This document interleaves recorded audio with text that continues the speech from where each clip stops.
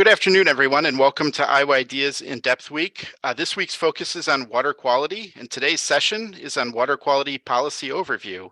I'm Zach Kaczarski. I'm the executive editor of the Gazette, and I wanted to quick pause and give a special thank you to our Iowa Ideas presenting sponsor, ITC Midwest, as well as our In-Depth Week sponsor, LaRue Law Office. I wanted to take a couple minutes to introduce our panelists, but before I do, I also wanted to say that this will be an interactive conversation for those joining us live, and you're able to ask questions using the feature at the bottom where you can use the chat button, actually the Q&A button, and those questions will get submitted to me for review.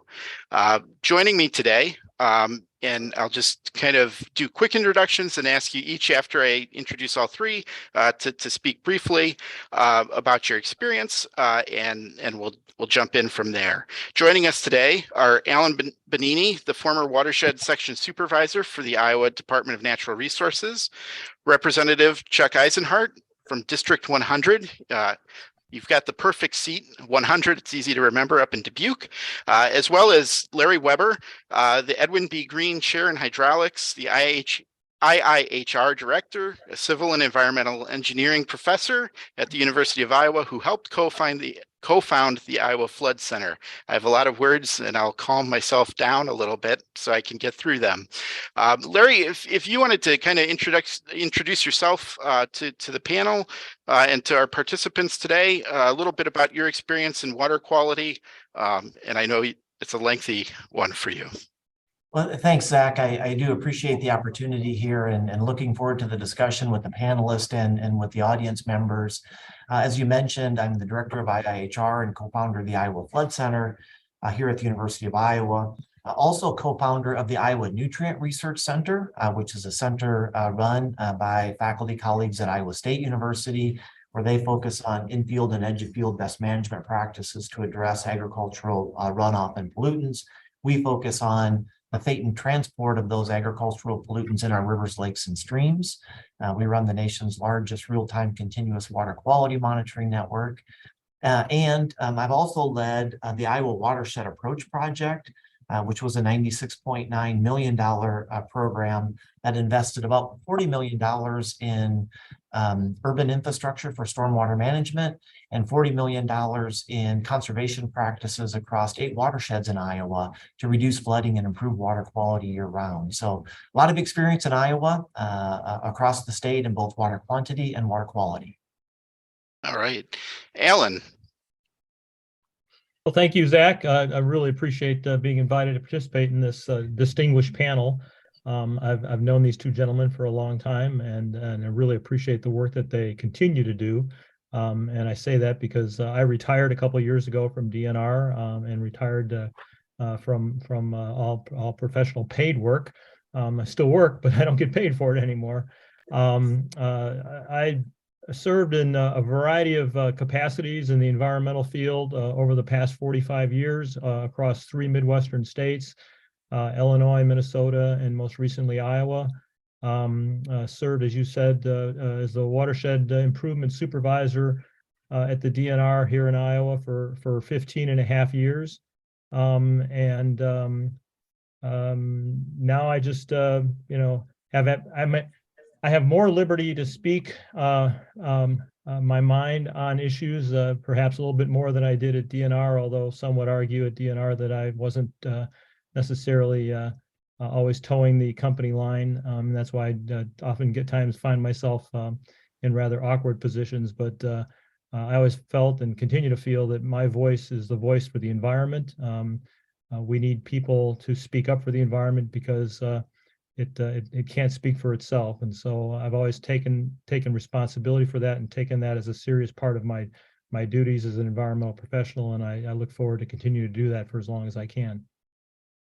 Alan, we appreciate that. And just a programming note, we did invite members of the DNR, current members of the DNR, to participate, and they declined. And so with that, Representative Eisenhart. Thank you. Can you hear me? Thumbs up. One correction, Zach, I'm no longer representing House District 100. Thanks to redistricting, I'm now in House District 72. symbolic because 1972 is when the federal government passed the Clean Water Act.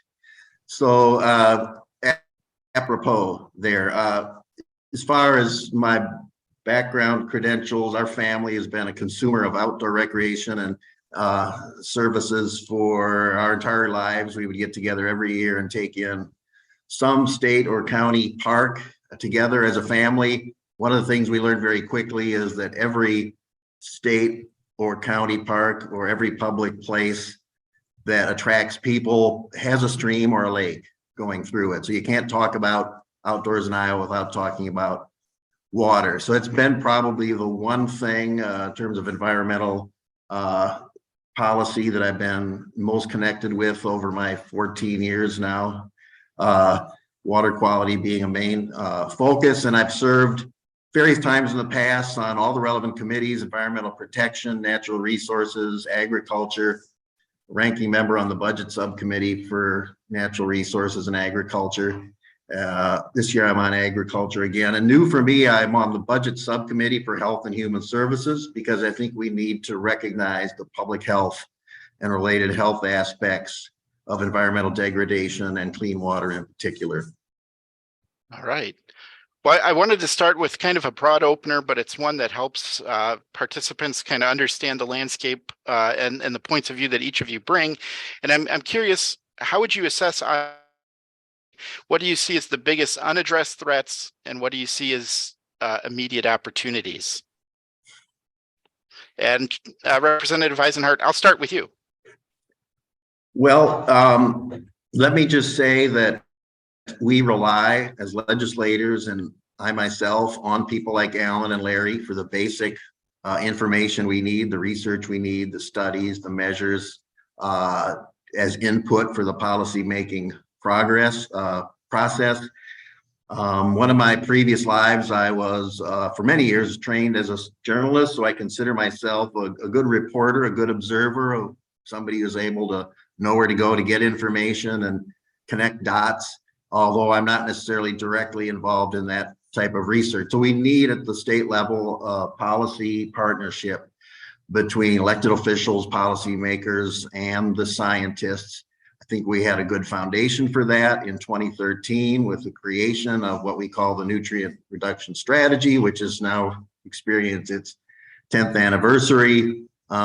Despite, I think, what the people in this room might agree are several shortcomings in that quote unquote strategy, that it continues to provide at least a focal point for discussion and a flag that we can salute to recognize that that can and should be a continued high policy priority for the state legislature, even though it has not really been that for the last 5 or 6 years. We have basically, I would say, delegated a lot of the policy work to the Iowa Department of Agriculture, Land Stewardship, Department of Natural Resources, and we have been, to the extent we felt it possible, to provide resources, money to plug into the various initiatives that are initiated by the executive branch and the private partners who have been at the table with them. Right. Alan. Thanks, Zach. I think, first of all, I would characterize Iowa's water quality as rather sad and disheartening, its current state. I think, unfortunately, because we have an abundance of water, we tend to take it for granted here in Iowa. Sometimes we have too much water, and I'm sure Larry can speak more to that than I ever could. But we've come to the point, I think, where we treat our water quality as it is today as a new normal. We think it's always been like this, and therefore we just accept it for what it is. And I think too many of us have taken that view, and that's a barrier to us really rallying around making things better. I mean, there's a subset of our population that understands the seriousness of our situation with water and wants to do something, but they're a minority, I think, at this point, at least a vocal minority. In terms of threats, clearly, from my perspective, agricultural runoff is the #1 threat to our water quality. It continues to be. It has been for decades. Chuck mentioned the Clean Water Act of 1972, and that quickly addressed a lot of the point source problems that were contributing to water quality issues across the United States. And what it did was it unmasked the serious underlying problem, which is non-point source pollution that comes from a variety of sources and can't be pinpointed to a pipe.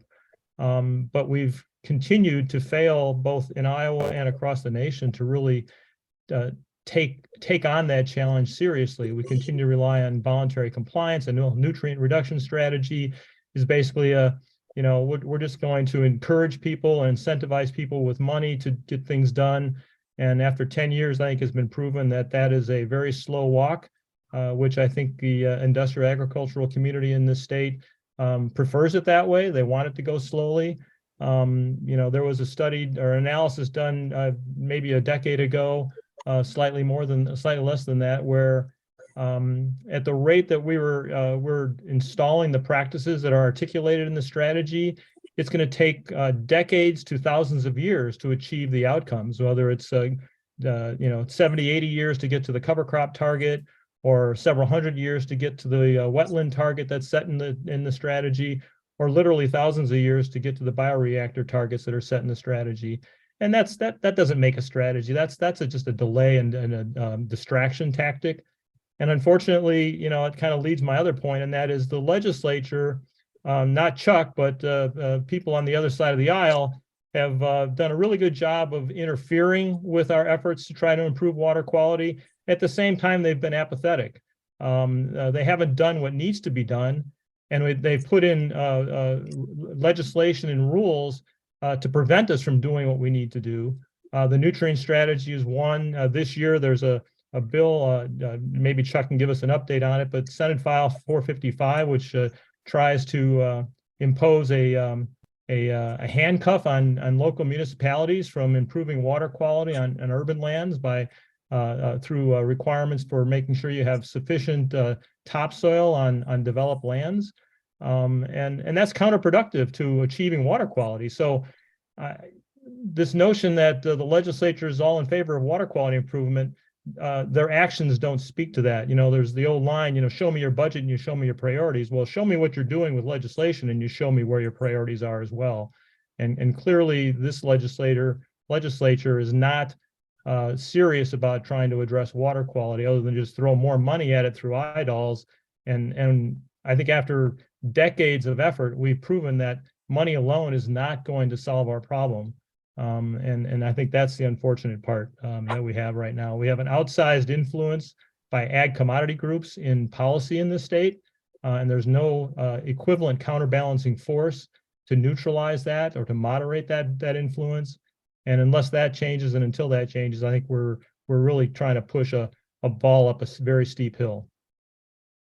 All right. Well, thank you, Larry. Yeah, thank you. As a working professional who has studied water issues in Iowa for 30 years and over the last 10 years or so, I've really focused on watershed improvement projects. I can say that we're very proud of the conservation work that we've done in the state, the implementation of conservation strategies for reducing flooding and improving water quality through the Iowa Watershed Approach Project. We've constructed over 800 practices in 8 watersheds, each of them holding water back during heavy rainfall and improving water quality year round. Very, very delighted by that. I think the one misconception of those conservation practices is that they alone are the solution. And although they do certainly provide benefit, we have a number of examples as we continue to intensify the agricultural work in the state of Iowa. We see this kind of push and pull. I'll give you an example. In the Middle Cedar watershed, where we built $8.5 million of wetland and associated practices to reduce flooding and improve water quality, in that same watershed, over the same period of time that we did those practices, 8,500 miles of agricultural subsurface drainage were installed in the same watershed over that same period of time. And so on one hand, we've got the intensification of agriculture that is impacting the way water and nutrients and pollutants run off the land. On the other hand, we're trying to counter that with these conservation practices. The pace and the intensity of the change in agriculture is simply outpacing our work in conservation. And so we seem to be losing ground every day towards these issues on flooding and water quality degradation in the state of Iowa. As we think about cost share, I've been quoted a number of times having come up with the estimate that we need about $10 billion to begin to address flooding and water quality needs in the state of Iowa. That's $6 million in each HUC 12 that we have in the state, about 1,600 of those. That's the need on the table to begin to start these activities.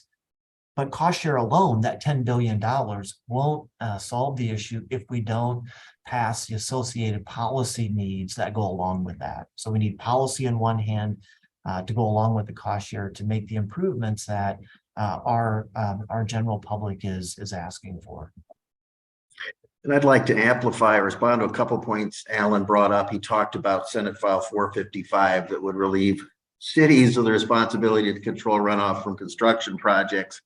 I don't know if you can see this. That's just looks like a road. It just disappeared. It's not a road. That's Granger Creek in Dubuque County. It was chocolate brown the day I crossed over it and took that picture. It was chocolate brown because of runoff from a construction site 2 miles upstream that was uncontrolled. And so that's what you're facing if there's no efforts or cities are no longer required to ensure that those projects are done correctly. The other thing I do believe, and I would agree, that the legislature has been, some would say disengaged, others would say AWOL from the water quality policy debate. Again, you probably can't see it. Maybe that's best. This is close to my head. 17 bills I introduced in 21-22 related to water quality. So far this session, 7. None of those bills were assigned to a subcommittee or got a hearing.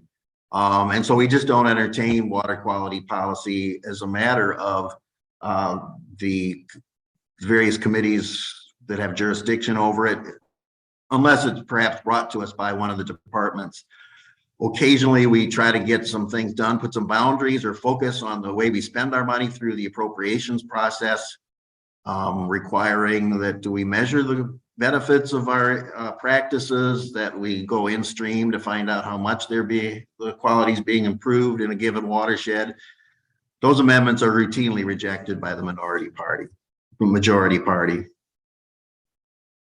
Zach, if I could build on this, I mean, the session is on policy, and I think there's a couple of points that I want to follow up with what Chuck said. In the world that I operated in, the non-point source world, the agricultural runoff, I was constantly hearing from the Farm Bureau and others in the farm commodity business that we can't have a one-size-fits-all solution for agricultural runoff, and yet Senate File 455 is an attempt to impose a one-size-fits-all solution on communities in the state who want to try to manage pollution runoff from development sites. And so, which is it? Can we have is one-size-fits-all work or one-size-fits-all not work? And I think there's that disingenuousness in that belief system that is being espoused by some individuals, that it's selective one-size-fits-all doesn't work, or the reverse of that is a selective one-size-fits-all does work. And in terms of what Larry was saying and the numbers in terms of the efforts to put conservation on the ground through this voluntary compliance mindset that we've embraced. I've tried to simplify it for people that I speak to just in a casual basis. I liken it to school speed zones. Imagine what it would be like if we just had voluntary compliance for people going 25 miles an hour in a school speed zone. We have a difficult time enforcing that, and it's a law, and you can get ticketed and fined for it. And it does motivate many people to follow those signs and those flashing lights. I have a school near me that I have to pass by every time I leave my home, and during the school day, there's those flashing lights, and I have to slow down to 25 miles an hour. without that regulation, no one would go 25 miles an hour down that, or very few people would go down that street 25 miles an hour. Well, the same thing with conservation and farming. There are a select percentage of individuals who are compassionate conservation farmers, and they will go out of their way to do the right thing for their own land, but also for the community at large in terms of how they manage that resource. But without regulations, again, the data proves that we're not going to achieve the outcomes that we want because too many commercial farming operations are unwilling to do the things that need to be done, even with cost share. I mean, Larry knows the Iowa watershed approach. We had to bump up cost share to 90%, meaning the government would pay for 90% of the cost to get you to do some conservation practice. And even then, in some watersheds, we struggled to get farmers to step up and say, yes, I'm willing to do it, with the government giving me 90% of the cost. That just is wrong. And that is not a sustainable solution to our problems. And that's especially true on the 50% of acres that are rented. Neither the landlord nor the renting farmer have really an incentive to invest in soil health or water quality. I have a question that got submitted quickly in, and it's relevant to where we're at in kind of some people do it and some people are good stewards.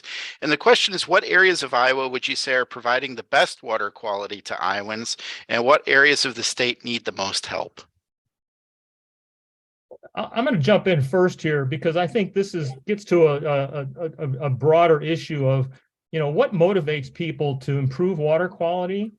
It's local impacts or local value. The Iowa Great Lakes in northwestern Iowa, their economy is totally dependent upon the quality of those lake systems. And they go out of their way to try to protect those lake systems. And even while they do that, they're still struggling to keep them healthy in some of those lakes. But they have a clear local economic incentive to do that. Northeast Iowa, there's a lot of passion for the trout streams up there. And so there's a lot of people that are passionate about trying to protect those trout streams from the pollution that can negatively impact the quality of the trout fishery. Cedar Rapids, discovered after the 2008 floods, there is a huge motivation to mitigate against future flooding because of the consequences that they suffered as a result of that.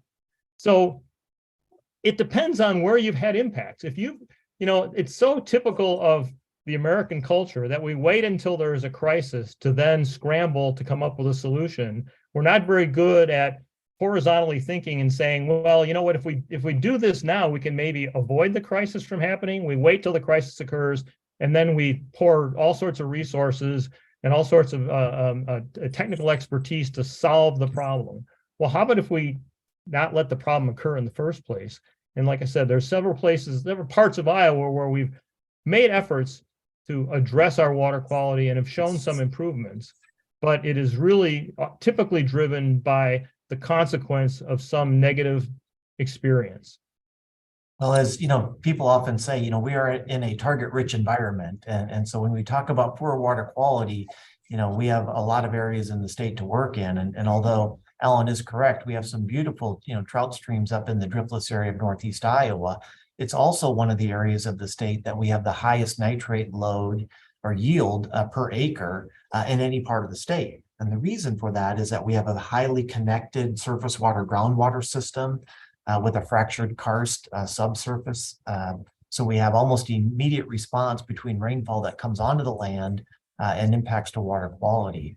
And as we think about the future of Iowa, I think we should really develop a plan. And as we continue to intensify agriculture in some parts of the state, we should de-intensify it in other parts of the state. And Northeast Iowa would be an example of a place that we could de-intensify and increase water quality and improve our recreational opportunities and attract people to the state of Iowa for purposes to bring them here to recreate. The Luss Hills of Western Iowa, another example of highly erosive land that can be converted to natural lands and allow people an experience of the outdoors that Chuck had indicated earlier. And then Southern Iowa, again, another area of highly timbered forested lands, highly erosive lands in some areas where we could really think about protection of our lands. And I think the question, Zach, I think that question suggests that there's a capacity to focus our resources on areas where the water quality is good, we want to protect that, or where it's struggling and we want to focus those efforts, or maybe in watersheds where the most people live, such as the Des Moines Lobe or the Cedar, Iowa River watersheds. And in fact, the nutrient reduction strategy, when it was passed, said that the resources we devote should be focused on, quote, priority watersheds. I don't know if we put a lot of work into defining what a priority watershed is. That being said, the legislation we actually passed said the money should be spent in priority watersheds. Then 2 paragraphs down, it says the money can be spent in any watershed. And the bottom line is the resources that we have are being so fractured that the ability to make a meaningful impact in any watershed is problematic. We spend approximately $50 million a year in state money on various water programs. Many of them are longstanding programs, such as lake restoration. Add in federal funding in recent years, and we're well up into 6 figures, 100, 200 million range. We do not have much of an assessment of a strategic assessment of where that money is going and what kind of results it's achieving. And I think there's some things we can do to address that. And maybe before the end of the session today, I'll mention what one of those could be. Well, correct me if I'm wrong, but their targets are missing from a lot of those measurable outcomes, goals, so that it's difficult to assess if measure A is working and having a demonstrated result, because there are no targets, or it's a yes, no versus measurable levels, correct? Well, Yeah, maybe Larry can mention what we've seen in recent years with the water quality measurement monitoring system the University of Iowa maintains. Larry, you've been called out. I will have you come off of mute. Well, we're really proud of the work, that's been done, around, the monitoring in Iowa. I do, really applaud, the state has supported, that work and the purchase of the equipment. The results have shown that effectively we've doubled the nitrate load leaving the state of Iowa over a period in which we were targeting a 45% reduction. That alone should be enough to cause alarm that says what we're doing today is not working, and we need to do more, we need to do better, we need to change our approach. And Larry, I wanted to ask just quickly, do you think, how do most people understand, it seems like quantity kind of gets attention because you're dealing with it with the flood, but what is the connection between water quantity, water quality? There are economic pieces of that, there are environmental pieces of that, correct? Yeah, of course, they're highly connected. The water quantity is a more visible impact than water quality. It's a little harder to see some of the water quality challenges that we're facing. Obviously, algal blooms and others are more visible. Nitrate concentration is not something that you can stand along the stream and estimate, based on looking at things. Now, one of the challenges that we face is that as our climate is changing and as our rainfall intensification increases, and we see these more intense rainfall happening, the ground only has the ability to absorb so much water. And as that water starts to run off, it's carrying more and more of these agricultural contaminants with it. So to address that, wetter, more intense rainfall, we have an increase in tile drainage that's going in. We have an intensely drained landscape. So we have this landscape that's very intensely drained. It's a very leaky system. So commercial fertilizer that gets applied is water soluble and moves very quickly through that system. Agricultural manure, livestock manure that's applied as a supplement to fertilizer is also water soluble and moving through the system. So we have a very leaky system, a very intensely drained system. We have a lot of application of commercial and manure fertilizers. And so there's really kind of no wonder that we're seeing these increases in nitrate level year over year. I was going to also ask, in terms of, it feels like that there's maybe a short-term effort when you see the opposition to some of these measures, or short-term thinking kind of wins out over the long-term thinking, because when you look at a bill like Senate File 455 with the topsoil. Well, if you lose your topsoil because you're not protecting that, your long-term economic impact, whether it be in agriculture or even just local control and the ability to do something in an isolated area, it's having the short-term thinking wins out over what the long-term picture could look like. Yeah, you're very right. You're absolutely right, Zach. I'm going to relate a story briefly here. Probably about 10 years ago, maybe a little longer, I was at a function and I was speaking to someone who was in the agricultural commodity business.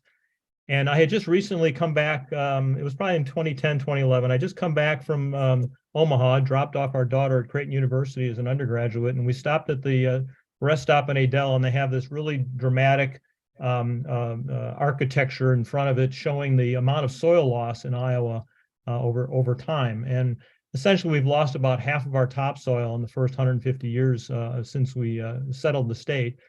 And in this conversation we were having, I said, so, given that in the way we continue to operate our and manage our lands, we got maybe 100 years, more or less, of topsoil left. What's going to happen to Iowa agriculture and Iowa's economy 100 years from now if we've lost all our topsoil? We won't be able to grow the commodities that we grow now that sustain our economy. And what was sad to me was the response I got was, well, who knows? In 100 years, we might be growing corn in test tubes. Well, if we're growing corn in test tubes 100 years from now, then we probably don't need to grow it in Iowa. So the question still remains, what's going to be our economy in 100 years if someone can grow corn in test tubes somewhere else? What are we going to do? What are we going to have as the base of our economy? And so that gets to your point, Zach, is that we tend to think very short term in terms of this process, but 100 years is not that long. That's only a couple of generation cycles. And if we lose all, 100 years plus ago, Ding Darling was warning us of the loss of our topsoil down the Mississippi River. And it's in 100 years, we still haven't done anything to address it.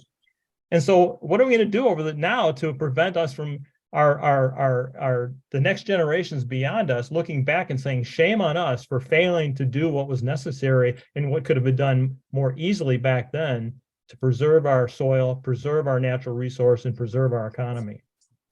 Well, and as it relates to, Senate File 455 and communities and counties, setting, stormwater regulations to include amended topsoils to hold water back where it falls in these development areas, I think it's really important, to think of this in a couple different ways. One is that for every dollar that we invest in mitigation, and whether that's flood protection or soil amendments in residential areas, we generally receive about $7 to $9 of benefit in terms of avoided loss. So by building smarter, by building better developments that hold water back, we're avoiding future disasters. And I think that's an important thing to remember. Our urban areas continue to urbanize. And so I think doing the proper strategies to manage stormwater in those areas certainly makes sense in the face of a changing climate in particular. And, I think from a development perspective, we talk about this often, is that, we privatize the benefit in those areas. So we got developers that want to come in and do development and we privatize that benefit. But yet when we're not doing development correctly, then we socialize the risk. Okay, so what happens is those areas get flooded, and then we look to our communities, our counties, our state, and our federal government to come in and help these folks out, long after those developers have moved in and moved out of the community and completed their development work. So I think we need to take a more holistic look. We need to protect those areas and protect those people that have bought into, whether it's residential or business lots in those developments. And on this topic, I think it needs to be said that not everything, it's not like the legislature is doing nothing, and it's not like everything we're doing is hyper partisan. This session, Norland Momsen put in a bill, and I helped him get it through the House, that would add responsibilities for soil health to the code section relating to the county soil and water conservation districts. That bill is now awaiting action in the Senate. Historically, that's not been a focus of their work because it wasn't in their code chapter. And so we need to empower folks at the local level in part to take action. And this is one way we could do it.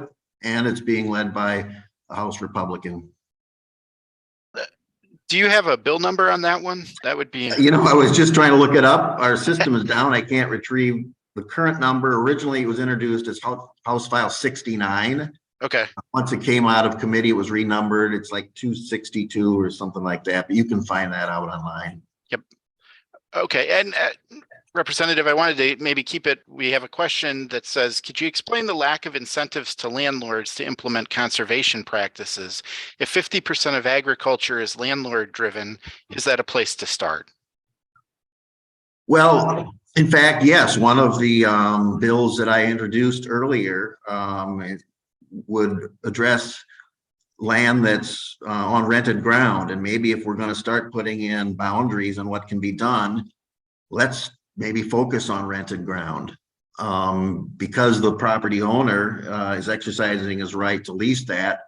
What can we do to require renters to maybe go above and beyond to protect that land, since we assume that they don't have the same imperative or motivation to protect the land as the property owner would. The flip side of that is what interest is there on the part of the property owner who may be trying to maximize his income to continue to invest in that land. I don't know that we meaningfully changed the equation, but I think there's some room to maneuver there. And I think the rented ground varies by county. And there have been some suggestions that perhaps there's an opening for us to do some things. I did offer also legislation. Some public jurisdictions, cities and counties, own land that they lease out for agricultural purposes. City of Dubuque has some 3 parcels near FDR Park, and a few years ago I looked into the leases and not one of them had any conservation requirements. I said, dudes, we're a sustainable city. How come we aren't requiring conservation on city-owned land that you're leasing? And the next year we put some of those measures in place. Well, you know, to that point, Chuck, when I was at DNR, even as far back as 2008, we came to realize that because we manage a lot of public lands that we have tenant farmers operating them for us, and we discovered in my group that we had no conservation compliance requirements on those tenants, on those renters, and it was a struggle. It was a long, multi-year struggle to get the department to start embracing the notion of putting requirements on those tenants to do things like cover crops and things like that. And I don't know where it stands right now, but I know when I was leaving, it was still something that was still a bit of a novelty within the department. And it's always struck me that, you know, if you look at the demographic and economic statistics of the state, the demand for farmland far exceeds the supply.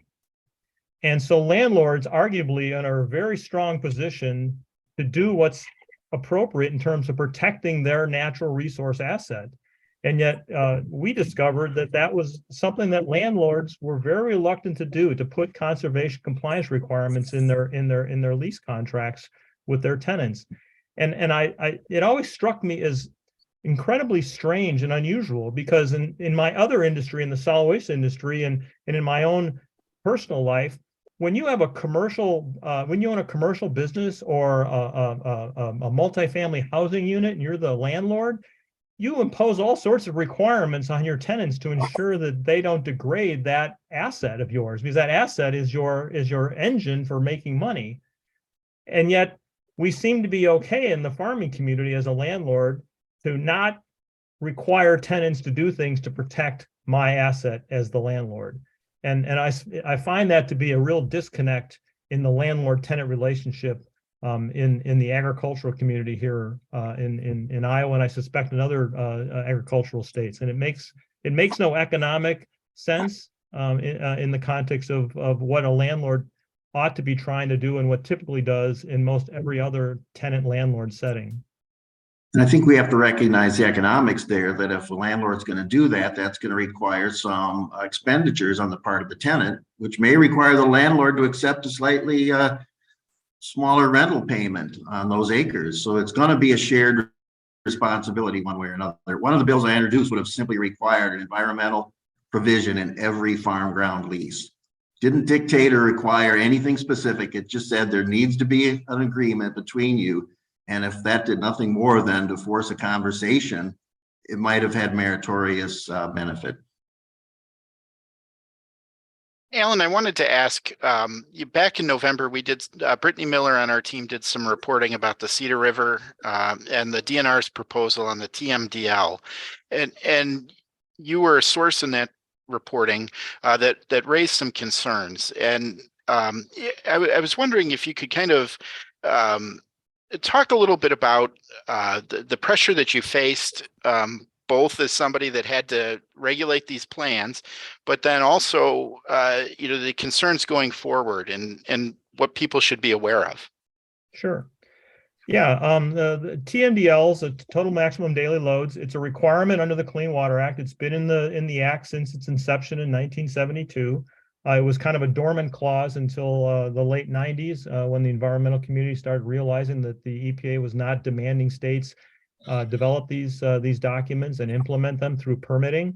And so Iowa was under a consent order in the early 2000s, and one of the TMDLs that we were required to complete was for the Cedar River at Cedar Rapids for nitrate, and we did that. And ever since that document was prepared and approved by EPA, my counterparts at DNR and then in the NPDES permitting section, which issue discharge permits to wastewater treatment plants and industrial facilities to give them permission to pollute into the waters of the United States and the state of Iowa, had real difficulties with that TMDL. The TMDL basically creates a pollution diet for a stream or a river that's polluted greater than what it has a capacity to process and assimilate in a given day. And the act, when it was adopted in 1972, didn't envision the necessity, or if it did envision it, the politics didn't allow for regulating non-point source pollution in that context. So it placed all the burden and responsibility on the point sources, and that burden is carried out through their NPDES permits. And the TMDL basically specified the upper limit of how much nitrate each facility could discharge into the system, and it placed barriers to the systems discharging more than what to the amount that they wanted to, or that they might grow into. And so the NPDES permit section would typically try to find creative ways to, I would argue, circumvent the intent and purpose of the TMDL, arguing that the real problem was the non-point source nitrates that were coming into the system. While I wouldn't disagree, in fact, the data shows that the non-point sources are the major contributing factor to the impairment for nitrates at Cedar Rapids in the Cedar River, but the law makes it very clear that the burden rests at the doorsteps of the point sources. And so I was suggested, encouraged, tried to be persuaded to modify the TMDL throughout my career there. And I argued very vociferously that I would not. One, that I did not have a legal basis to do that. And what they wanted me to do was to ease up the limits placed on the point sources and put more of the burden on the non-point sources. And I said, basically, show me the law. Show me where it gives me the authority to do that. And they never did, because it doesn't exist. And then after I retired in last fall, when I got word that the department was planning on withdrawing the TMDL, which was something they had talked about doing when I was there, and then rewriting it, that's when I sent off alarm bells for me, and I took action and talked to your reporters and submitted a multi-page comment letter identifying all the inside information that I had from way back when I was there. And to this day, I'm challenging DNR to show anyone where they have a legal basis to do this. At some level, they've argued that there was a draft a guidance document prepared several years ago by EPA that lays out a protocol for withdrawing a TMDL, which I don't believe that the Cedar River TMDL meets that test. But even if it did, that draft guidance was never adopted under formal rule. And more importantly, under the past presidential administration, they formally withdrew all draft guidance documents. So that guidance document doesn't even exist anymore, technically.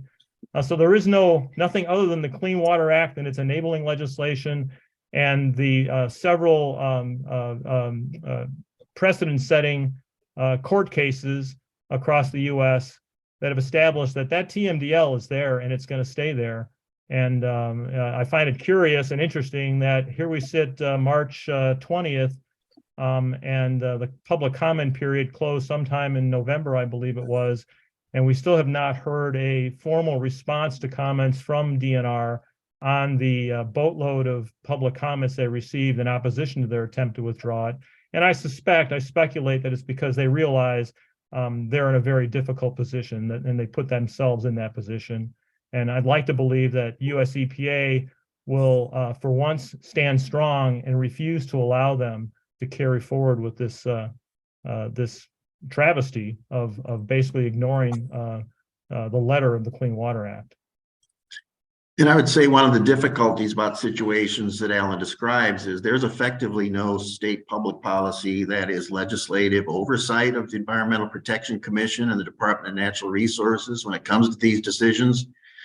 What Alan described, there was no legislative participation in that, no questions asked or answered. And that's one of the reasons that several legislators have joined me, Representatives Abner, Baith, Sheets, Stade, and Kurth.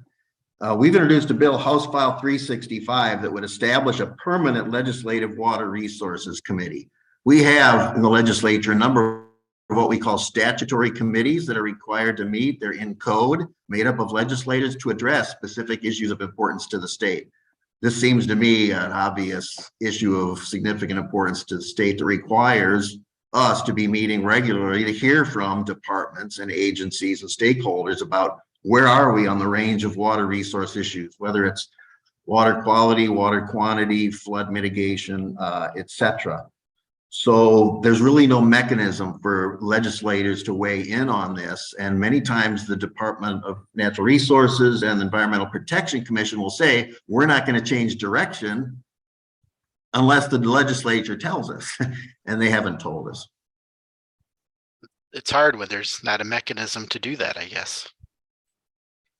A question that followed on the TMDL train of thought: wouldn't withdrawing the TMDL set the precedent that because the majority of responsibility lies with the non-point sources, that regulation of point sources is unimportant, despite the fact that non-point sources can't be legally regulated? Yeah, I mean, it's a statutorily driven pollution diet. And it's born out of the Clean Water Act, the Federal Clean Water Act. And, I've said this more times than I can count over my career at DNR and beyond, that if people object to the way that section of the act is written because it got non-point sources off the hook from taking regulatory responsibility for their contributions, then the solution is not to blow up the TMDL or the TMDL portion of the act. The solution is to go back to Congress and demand that Congress adopt legislation that would require and authorize EPA to regulate non-point source pollution. If the science has proven to us, and our previous actions with point sources have proven to us, that the greatest threat to our nation's water quality is non-point source, why would we not regulate that? We regulate all these industries that pollute. Shouldn't we be trying to find a way to regulate those other sources of pollution that are contributing to the challenges that we have to improve water quality, ensure that we have fishable, swimmable streams that ensure the biological, chemical, and physical integrity of the nation's water, which is the goal of the Clean Water Act. And so letting the point sources off the hook because they're not a major contributor is counterintuitive to the whole point of this. Everyone has to go on a diet, not just some people, all participants in the contributions to the pollution have to go on a diet. And so that's why voluntary compliance in the non-point source arena is not going to work. And in fact, the federal legislation and the federal rules around that legislation basically tell those of us who wrote TMDLs that if you assign reductions to the non-point source side, if they fail to make, if you fail to demonstrate that there's a reasonable assurance that those non-point sources will actually achieve the reductions that you've laid out and claim that they will achieve to get the system to the diet limit that it needs to meet water quality standards, then you have to turn around and take even more reductions out of the point source side. So if you were to rewrite this TMDL, given what Larry's data shows about nitrate levels in the Cedar River, if someone were to have to rewrite this TMDL, the point sources would not like the outcome because they would find themselves with even less contributions allowed than what's allowed in the current TMDL. So their alleged solution is not a solution. The only solution that's there is to regulate non-point sources. Being an urban legislator, I can make a point that I think Larry can illustrate with the Iowa watershed approach work. Requiring cities to do more has become so expensive from a technical standpoint that they're discovering that it's maybe easier and less expensive for them to make investments upstream to prevent the pollution from getting in than it is for them to take the pollution out at the water's facilities. But the problem still remains finding willing partners upstream who are willing to put in those practices and to undertake those practices to make a meaningful impact. Yeah, and one of the challenges, there, is also not only willing to put those practices in, but to maintain them and to ensure that they have vitality and they're viable into the future. It's very easy to work within the fence, if you will, of a wastewater treatment plant.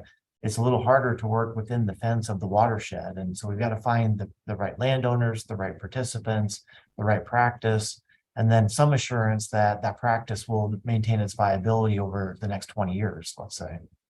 And there's also a legal liability barrier to that being a very successful solution, because under the Clean Water Act and under NPDES permitting regulations, the point source still is the one who is liable. If that non-point source landowner upstream fails to achieve the reductions that you had anticipated and that you paid for them to do, the liability still rests with you as the permit holder. And that's why most permitted facilities are really reticent to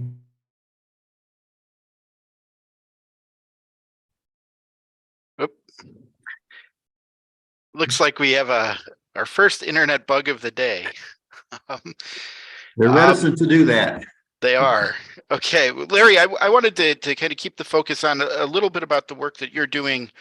You have a multi-year project through that you're working with the University of Alabama, Cairo, the Cooperative Institute for Research to Operations in Hydrology.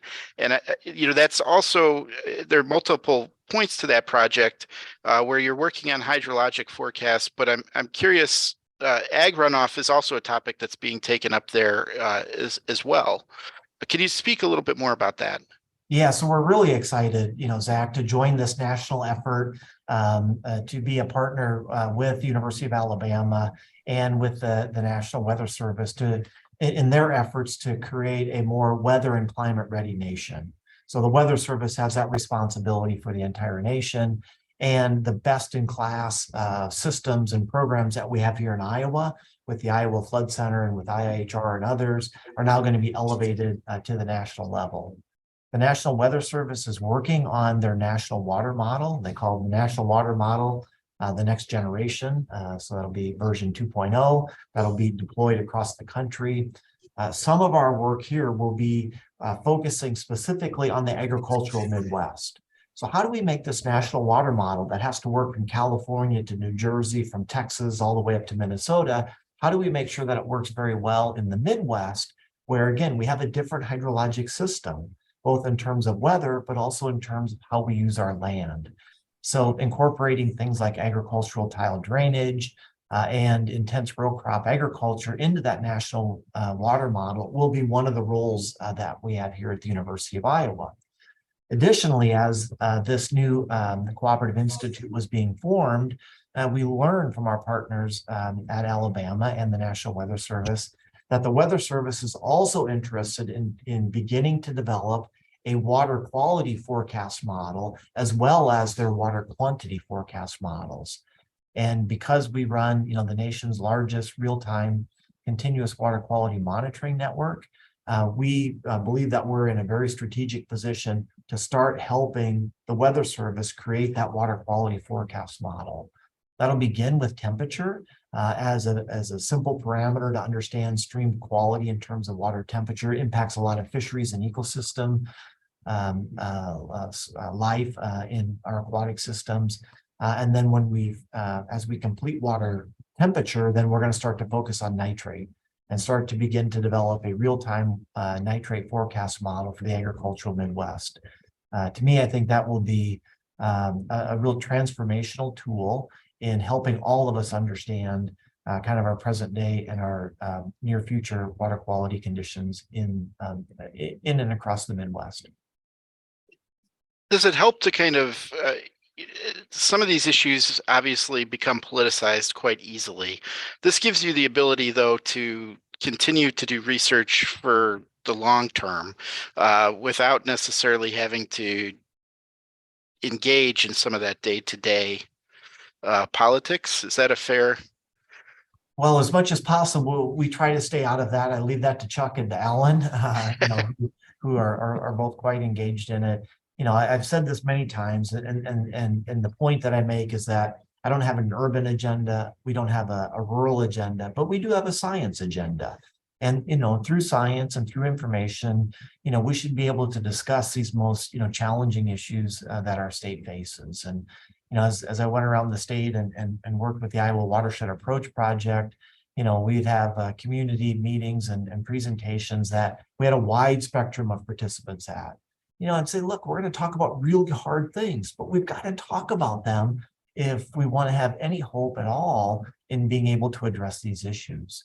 And, and I think it is through communications and through public outreach and through one of the things that I'm most proud of with the Iowa Watershed Approach is how we were able to raise the literacy of water-related issues in Iowa and raise that all across our state.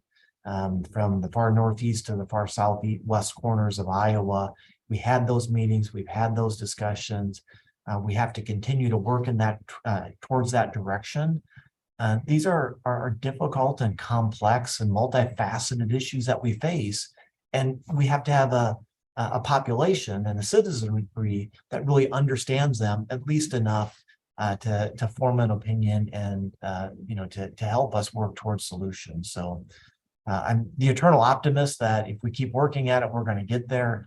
Although I do share, with my colleagues on the panel today that, time is ticking and we haven't even come close to working at the pace that we need to work at. I would just maybe say as a final question, I know we're right at time, but if there was one thing that somebody could do to increase their literacy, where would you have them spend their time? What should they focus on?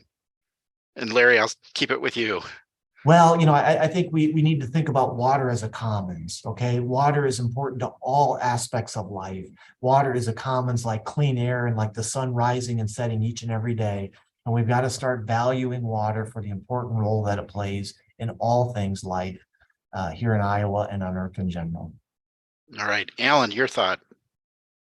I would agree with Larry. And from a policy perspective, I guess I would leave everyone on this call with a thought that I've carried this around with me for a good portion of my career. It's a quote from Abraham Lincoln. I'm a native of Illinois, so I hold Abraham Lincoln pretty close to me. But he in the Lincoln-Douglas debate back in 1858 on the issue of slavery, he said, and I quote, "Public sentiment is everything. With public sentiment, nothing can fail. Without it, nothing can succeed. Consequently, he who molds public sentiment goes deeper than he who enacts statutes or pronounces decisions. He makes statutes and decisions possible or impossible to execute. And I think that's the key to our water quality and most of our challenges in the environment these days is we've got to find a way to engage the public, get them on the side of the environment, because the environment is theirs and it's their future and their health and their children and grandchildren's health and future that depend on a healthy environment. And once the public rises up and objects to the way our policies are maybe handled in a way that are misguided with respect to a healthy environment, then the political forces in this country will follow. That's the model that our country has been built upon. So I would encourage people to get engaged, get aware, and have conversations with one another. Because the political world will sooner or later listen when enough people want to change. Representative, last thought? Sure. Well, I try to be pragmatic. So when you talk about literacy of policymakers, how do we get the conversation started, especially when you have a 30-year General Assembly new to the body and dealing with these issues for the first time? I'd make a modest suggestion that we invite this group, some people may have not heard of before, called the Watershed Planning Advisory Council, which we started as a legislature back right after the big floods in Cedar Rapids when we made amendments to the Surface Water Protection Act, which also, by the way, created the watershed management authorities that Larry worked with. We created the Watershed Planning Advisory Council to give us consensus recommendation. The group includes most of the agriculture and commodity groups. It includes most of the environmental groups. They give us annual recommendations, 3 pages this year. We have not invited them to speak to the legislature since 2020. John Whitaker, who's the chair of the group, said he'd be happy to come and talk to us. I think that could be a group, if we invited them, just sit down and introduce some of us to some of these issues. We need to find a way to start the conversation again at the policy level. And if we're not going to do it as a policy bill or as an amendment to a budget bill, let's listen to the experts we ask to sit around the table together and come to us with consensus ideas. All right.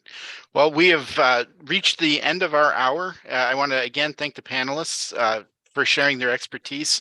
This could have gone on for probably another 2 hours. I got to 2 questions on my list, and I appreciate everyone taking part today.